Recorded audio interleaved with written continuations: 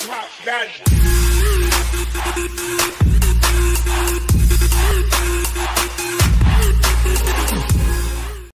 up, everyone? We're live right here at the Q. Game 3 with the finals. Kyrie Irving, Vince Carter. We're going to get right into it. Kyrie, what do you like about the Q?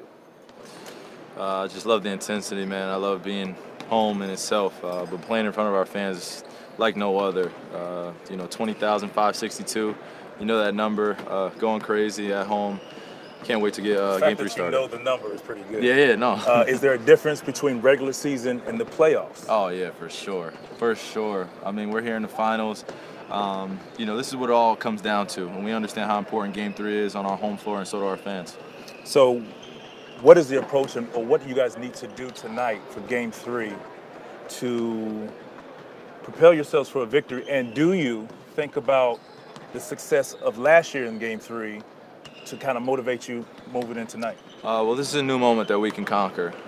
We understand that we're playing against a juggernaut of a team. We have to limit a lot of our mistakes and as well as play off our crowd. We understand they're going to try to silence them a little bit, but we got to come out and hit first, have the mentality that we can get this done, and it'll be led by me, myself, and Bron. And with all of the young kids out there, where do you draw your motivation or inspiration before your games? Like what gets you going? Maybe not hype all the time, but what kind of gets you locked in and focused, particularly for the finals?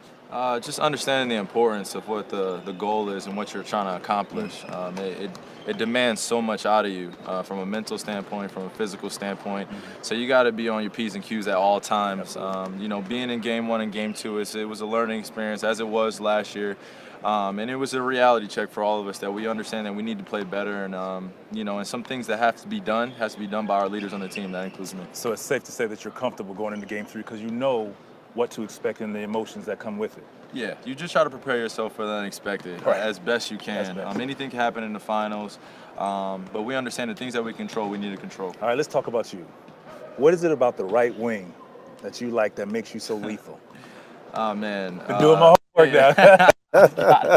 No, it's a good spot to be on the floor for me. But it's just crazy how a few of the game winners that I've hit have just come from that right wing. The ISO situation, having the ball in your hands at the almost off the top of the key a little bit, and having your defender at your mercy. It's like your wheelhouse. Yeah, for sure.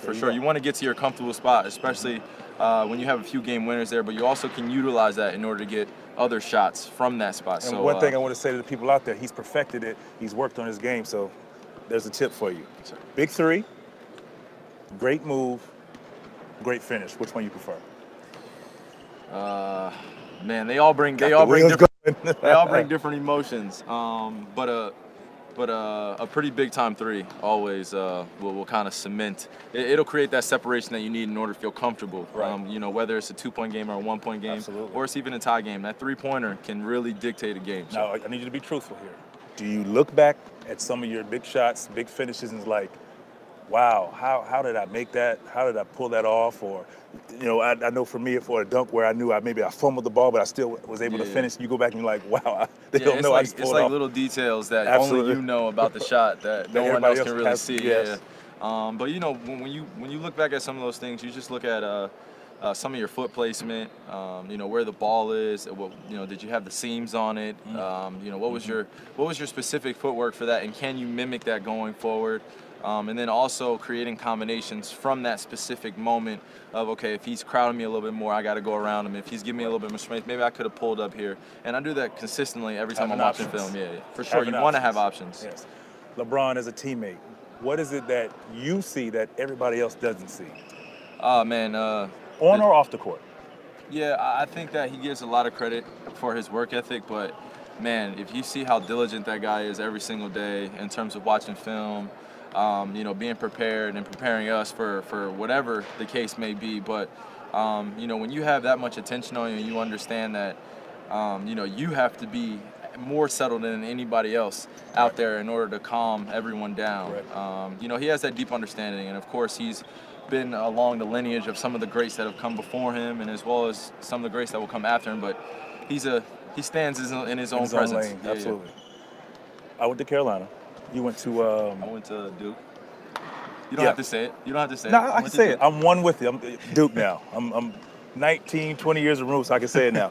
Compare the atmosphere of a Duke-Carolina game to an NBA Finals game. And I know you didn't play in one, Yeah, I did. but you were there. Yeah, I was. At Carolina and at Duke. So can you tell the people out there, like, who think they know, compare the atmosphere of that college game to an NBA Finals atmosphere? That's a great comparison. That's a great comparison. But as you know more than I know. When it's that, I could say it almost becomes comparable because I don't want them to mix. But the NBA Finals and the ACC regular season championship, Right. if it's Duke and Carolina at 1 and 2, and it's that big time game, Absolutely. and they want to create that separation, and basically who has bragging rights for that whole summer going into the next season. They're pretty neck and neck. Nice. No disrespect to all of the other rivals out there, No, but I mean, it's nothing like Duke Carolina. It's nothing like it. I apologize. Can you cook? I guess I'll make some macaroni and cheese. That's my favorite meal. That's my favorite macaroni and cheese. It is, just to survive. Yeah. Can you grow a beard like Uncle Drew? Not a white beard, man. Hopefully that'll come in. You see what I did? I cut it down. I cut it down for that reason. So I was like, if you had to, hey, the NBA Finals are stressful as for people sure. I know, got some grays up there here. There you go. So, What player did you look up to growing up? Like, who was like your hero, or just somebody you really idolized, or you have a great appreciation for? I mean, first and foremost is my dad, man. That was like, man, watching him playing the New York Summer Leagues as well as some of the Pro-Ams and getting a chance to play against him one-on-one, and then as well as watching NBA film with him, Nice. catching games, like watching you guys play, watching you play, watching Cole play, watching guys that cemented themselves in the league, but not only use their athleticism, but use finite details in order to be a great scorer in this league. So, you just watch some greats that have come before you, and they'll show you some stuff, man. Absolutely. Yeah, they'll show you some stuff. So you have a great nickname of Uncle Drew that's been created or whatnot. Yeah. What are some of your favorite nicknames around the league or in the past that has really stuck with you, or something that you enjoyed hearing? Uncle Drew is definitely stuck. Or even other ones, other nicknames, not even from just you. I don't really have a lot. I mean, they usually just take my name and call me Kai, or just the assassin, man. I'm an assassin out there. So nice. I like that. That's kind of that speaks for itself when you call somebody an assassin. What are some of your other favorite nicknames of other players that you've heard? Of course, you've Insanity. Half man, half amazing. Yeah, come on, man. Like, come on, man. Don't downplay that. Don't downplay that, man. Insanity is like. It was cool. It created a buzz. Yeah, man. Except for Game 6 of Toronto versus Philly. 50. That was with the headband, with the long socks. Yes.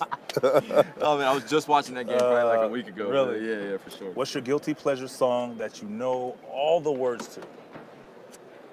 Guilty pleasure, not your go-to. Oh man, I'm a big fan of musicals, so I know like every song that's in the Rent musical production, man. I'm not guilty. I don't feel guilty about it though at all. So. All right, I got a good one for you. I'm just gonna throw you off. You're known for your handles, and final dunk in the dunk contest. What would you go to for yourself to win? For myself, if I could even get it off. It might be on the 9-foot rim. We're saying might maybe be on an 8-foot rim. Okay, fine. Your man. go-to dunk, what would you do? Because now you might help some kid out there win a dunk contest with what? Yeah. Off the glass between the legs.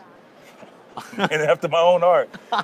Hey, thanks for having us. This is Kyrie Vince. Everybody, Game 3 Finals. Tune in tonight. Watch this man shine tonight.